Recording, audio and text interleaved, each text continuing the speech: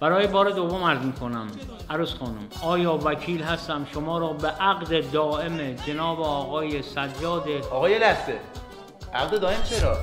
مگه قرار نبود موقت باشه؟ سجاد آقا بخونم یا نخونم؟ کار داریم ها. بخون آقای عاقد، مجبورم گردن بگیرم. لا عروس خانم، برای سومین بار، برای آخرین بار عرض میکنم آیا وکیل هستم شما را به عقد دائم جناب آقای سجاد شهباززاده با مهریه به سال. آقا به سال؟ یه لحظه کن. یعنی چی سجاد؟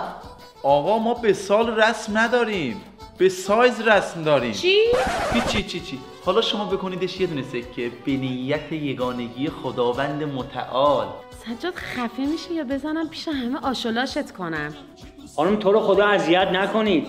آیا من وکیلم؟ با اجازه بزرگترها و پدر مادر عزیزم. چه اجازه دست منه.